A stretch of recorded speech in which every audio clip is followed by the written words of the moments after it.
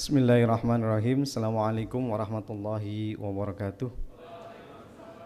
Yang kami hormati Bapak Bupati Kebumen, yang kami hormati Pak Sekda, Forum SKPD Kabupaten Kebumen, Forkom Pimcam, Pembina Pengurus Yayasan Pendidikan Putra Bangsa, Senat Universitas Putra Bangsa, Pak Rektor, dan segenap sivitas akademika di Universitas Putra Bangsa. Pertama-tama marilah kita aturkan syukur kehadirat Allah Subhanahu wa taala yang telah memberikan taufik hidayah dan inayahnya kepada kita semua sehingga kita pada sore hari ini bisa berkumpul bersilaturahmi bersama dalam acara launching Universitas Putra Bangsa Kebumen. Sholawat dan salam adalah senantiasa kita haturkan kehadirat Nabiullah Muhammad sallallahu alaihi wasallam yang telah memberikan pencerahan kepada kita untuk menerima agama yang hak. Bapak Ibu yang kami hormati, karena jatah saya 7 menit ya akan saya pergunakan dengan waktu sebaik-baiknya, walaupun buka kata Pak Bupati masih 1 jam gitu ya. Oh, kuliah. Jadi kuliah tunggu maghrib nggih. Bapak Ibu yang kami hormati, saya coba untuk, sebenarnya saya bukan kiai, saya hanya mantan kaprodi, tetapi yang tidak tahu ini Pak Rektor kemudian saya ditunjuk untuk nanti ada kultum. Pemahaman saya kuliah 7 menit, catatannya kecil sekali sudah, ternyata kuliah menunggu maghrib. Ya, saya coba untuk membedah sebuah ayat dari Allah Subhanahu wa taala. Saya coba beri judul tentang puasa momentum merasakan kehadirat Tuhan yang Maha Esa atau Allah Subhanahu wa taala. Allah itu berfirman dalam surat Al-Baqarah ayat 183. Bismillahirrahmanirrahim. Ya ayyuhalladzina amanu kutiba alaikumusiyam kama kutiba alal ladzina min qablikum la'alakum tattaqun. Hai orang-orang yang beriman, diwajibkan atas kamu berpuasa sebagaimana diwajibkan atas orang sebelum kamu agar kamu bertakwa. Bapak Ibu hadirin yang dirahmati Allah, sebagaimana disebutkan dalam Al-Quran surat Al-Baqarah ayat 183 itu tadi, seharusnya puasa itu berujung pada tujuan yang utama, yaitu la'alakum tattaqun, supaya kamu bertakwa. Hampir semua orang sepakat bahwa tujuan berpuasa itu bertakwa. Meskipun tidak semua setuju jika puasa itu menjadikan seseorang itu bertakwa atau muttaqin. Bertakwa secara sederhana sering dimaknai dengan menjalankan perintah Allah dan menjauhi segala larangan-larangan Allah. Takwa adalah tempat bermuaranya seluruh kebaikan. Kebaikan itu akan terus berjalan dan dijalankan oleh seseorang manakala ia memiliki kesadaran akan hadirnya Tuhan atau hadirnya Allah dalam kehidupannya, yaitu sebuah kesadaran yang mengantarkan seseorang untuk merasakan hadirnya Allah bukan hanya yang melihat ya, tetapi juga mengetahui seluruh apa yang dikerjakan oleh manusia. Sebuah kesadaran bahwa Allah Maha Hadir dan selalu menyertai semua orang di mana saja, kapan saja, dalam kondisi bagaimanapun, karena Dia Maha mempertimbangkan atau memperhitungkan amal perbuatan. Ada sebuah kisah yang terkenal dan menarik, nanti Pak Aji kalau saya salah mohon dikoreksi, yang bisa menggambarkan bagaimana kesadaran kehadiran Allah itu ada dalam diri manusia. Kisah ini berawal dari kebiasaan Khalifah Umar bin Khattab yang suka jalan-jalan di perkampungan, ya mungkin seperti Pak Bupati kita gitu ya, untuk melihat keadaan rakyat. Hingga pada suatu malam menjelang fajar, Al-Faruq ini menyandarkan tubuhnya di pojok rumah warganya untuk menghilangkan keletihan karena jalan-jalan itu tadi. Tiba-tiba ia mendengar ada seorang wanita berkata kepada putrinya, "Anakku, campurlah susu itu dengan air sebelum subuh datang." Gadis itu menjawab, "Wahai ibuku, tidaklah engkau mengetahui apa yang diserukan oleh Amirul Mukminin Umar bin Khattab." Wanita itu kemudian berkata, "Apa yang ia serukan wahai putriku?" Dia kemudian memerintahkan penyuruhnya untuk mengingatkan, jangan campur susu yang hendak dijual itu dengan air. Jawab putrinya. Wanita itu berkata, sudahlah, campurlah susu itu dengan air dan aduklah. Sesungguhnya engkau berada di tempat yang kamu tidak akan dilihat oleh Umar, dan tidak pula menyeru Umar. Dengan tangkas gadis itu menyebut, wahai ibuku, jika Umar tidak tahu, maka sesungguhnya Tuhan Umar mengetahui. Demi Allah, aku tidak akan mematuhi di depan umum, lalu mendurhakainya di kala sendiri. Pada pagi harinya setelah Umar mendengar percakapan wanita dan putrinya itu, ia berkata kepada putranya Asim, wahai Asim, pergilah ke tempat wanita penjual susu itu. Sesungguhnya di sana terdapat seorang gadis. Jika engkau mau dan tidak sibuk, nikahilah dia. Semoga Allah menganugerahimu kelembutan, kejujuran, dan keberkahan darinya. Asim pun akhirnya menikahi gadis itu dan memberinya seorang anak perempuan bernama Ummu Asim. Ummu Asim ini kemudian dinikahi oleh Abdul Aziz bin Marwan. Dari pasangan ini lahir seorang anak bernama Umar bin Abdul Aziz, yang kelak menjadi khalifah yang sangat adil, jujur, dan membawa keemasan pada masa kekhalifahan Bani Umayyah di Damaskus. Bukan hanya pelajaran pertimbangan agama dalam memilih jodoh untuk anaknya, Umar bin Khattab memilih putri wanita penjual susu sebagai istri bagi anaknya. Ia tidak hanya memandang keturunan, harta, dan kedudukan calon menantunya. Lebih dari itu, bagaimana merasakan kehadiran Allah dalam kehidupan sehari-hari, sebagaimana yang dirasakan gadis pilihan Umar untuk putrinya. Iman gadis itu seolah mengantarkan pada suatu keyakinan bahwa selalu merasa diawasi oleh Allah, saat sendiri atau saat banyak orang lain. Rupanya keimanan mendorong seseorang untuk melihat dan merasakan kedekatan dengan Allah. Gadis itu mencapai tingkat ihsan, sebagaimana yang diriwayatkan hadis Muslim, beribadah kepada Allah seakan engkau melihat Allah. Jika engkau tidak bisa melihatnya, maka yakinlah bahwa dia pasti akan melihatmu. Seorang gadis penjual susu itu rupanya menyadari betul keberadaan Allah. Allah memang tidak pernah melihat secara kasat mata di depan manusia. Tetapi sebagaimana keyakinan seseorang yang beriman kepada Allah, bahwa Allah itu ada. Adanya meliputi segala sesuatu. Allah itu esa, namun ada di mana-mana. Beribadah itu bukan hanya ketika seseorang menjalankan sholat, zakat, puasa, dan haji, namun mencakup seluruh aktivitas sebagai seorang hamba Allah. Kesadaran beribadah sebagaimana disinyalir Allah dalam Quran surat Al-Hadid ayat 4. Bismillahirrahmanirrahim.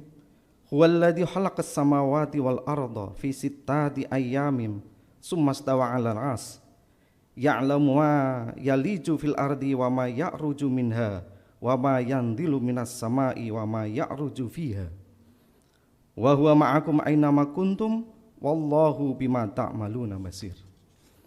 Dialah yang menciptakan langit dan bumi, dan dalam 6 masa kemudian dia bersemayam di atas ars. Dia mengetahui apa yang masuk ke dalam bumi dan apa yang keluar daripadanya, dan apa yang turun dari langit dan apa yang naik kepadanya. Dan dia bersama kamu di mana saja kamu berada, dan Allah Maha melihat apa yang kamu kerjakan. Begitulah semestinya yang tumbuh dalam jiwa orang yang berpuasa. Ia menyadari betapa Allah melihat dan mengetahui apa yang kita lakukan. Sesungguhnya kesadaran akan hadirnya Allah dalam kehidupan sudah muncul dalam diri orang yang berpuasa. Buktinya, ia tidak berani makan dan minum dikala dia sendiri, di rumah atau di kamar, bahkan ketika dia berwudu sekalipun. Ia mampu menahan diri dan sadar bahwa Allah pasti melihatnya. Jika kemudian ada yang mencuri makanan atau minuman, maka ia masih belum merasakan dan menyadari kehadiran Allah dalam diri dan kehidupannya. Pertanyaannya adalah, mengapa kesadaran itu kadang hanya tumbuh pada saat puasa? Sementara dalam kehidupan sehari-hari kita sering lalai dan tidak menyadari kehadiran Allah Subhanahu wa taala. Maka hal ini mesti dikembalikan pada diri kita masing-masing. Jangan secara diam-diam, jangan secara diam-diam banyak di antara kita yang membedakan antara urusan dunia dan urusan agama. Soleh di masjid, salah di kantor dan pasar. Beriman menjadi hamba Allah selama bulan Ramadan, tetapi kembali ke jalan setan di luar Ramadan. Hadirin rahimakumullah, selain itu kita sering memaknai ibadah mahdhah seperti salat, puasa dan haji itu hanya pada sisi lahiriah ruh ritual saja. Beribadah sekedar menyelamatkan diri dan menyenangkan Allah agar Allah tidak marah dan melakukan pemutihan atas dosa-dosa sosial kita. Allah atau Tuhan dibayangkan sebagai sosok yang suka marah, kejam, seram.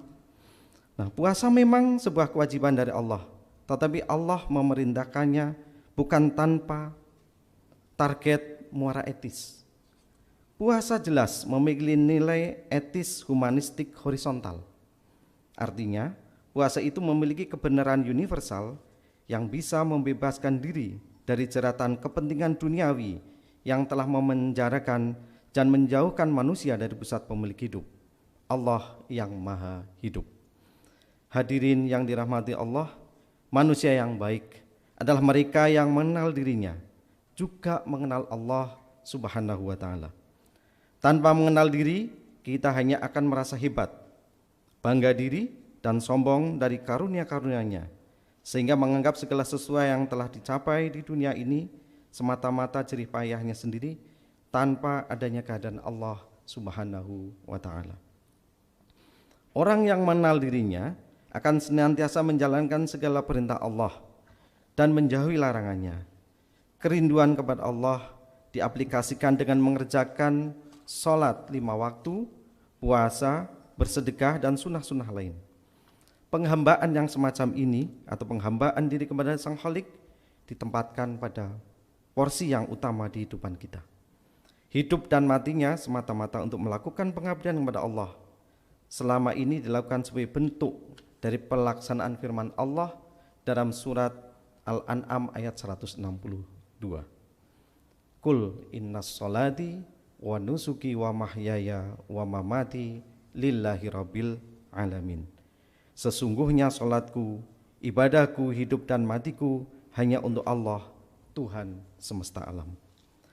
Sekalipun kita telah mengetahui dan teguh dalam kebenaran iman dan jalan Allah, namun terkadang kita melupakan kewajiban bersama untuk selalu saling mengingatkan agar menempuh jalan ketuhanan itu dimanapun kita berada. Selagi Allah memberikan kehidupan kita, seringkali kita lupa bahwa kekuatan, kehebatan, jabatan, popularitas, kekayaan yang kita peroleh tidak akan guna manakala Allah mencabut nyawa kita. Apa yang kita raih di dunia tidak akan dapat menolong kita dari siksa manakala kita hidup penuh dengan kesombongan, kebencian, kedengkian, dan kemunafikan. Pertolongan Allah akan jatuh kepada orang-orang yang memiliki sifat yang menyelamatkan.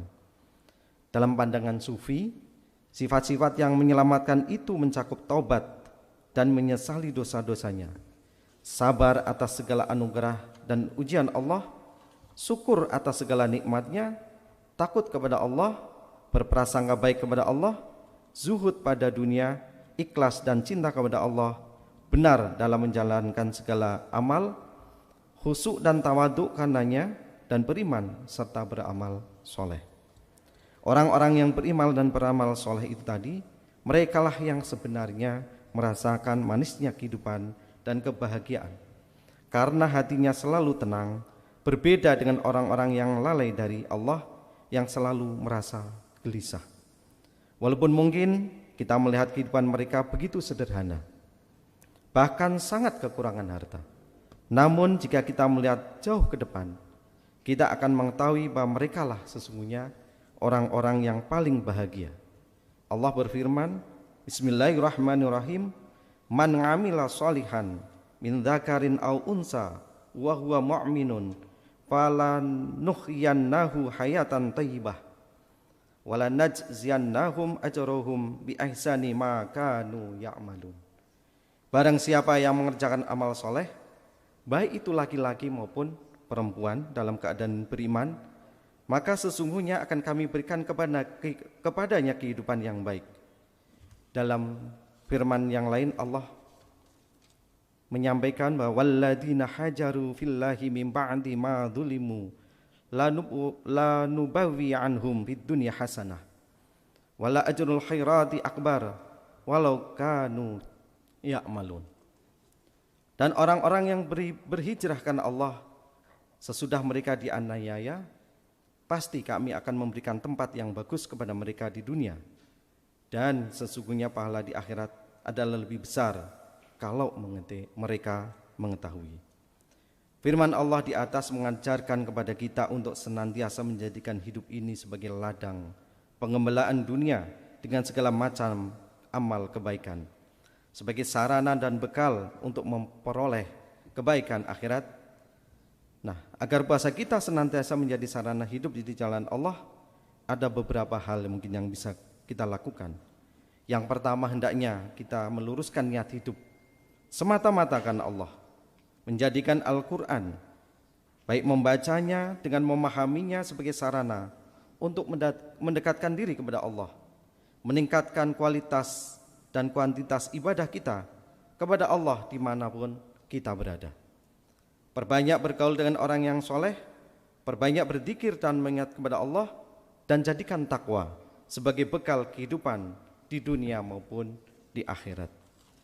Saya kira itu yang bisa kami sampaikan Bapak Ibu sekalian, sebagai pengingat kita, pengingat kepada diri saya dan Bapak Ibu sekalian. Semoga ibadah kita diterima Allah Subhanahu wa ta'ala, dan kita menjadi orang yang benar-benar muttaqin seperti yang Allah sampaikan itu tadi. Semoga ibadah kita, puasa kita diterima Allah Subhanahu wa ta'ala, dan kita semua mendapat predikat sebagai orang yang bertakwa. Segala kebaikan milik Allah, kekhilafan karena kebodohan saya. Maha benar Allah dengan segala firman-Nya. Billahi fi sabilil haq, wallahul muwafiq ila aqwamit thoriq. Wassalamualaikum warahmatullahi wabarakatuh.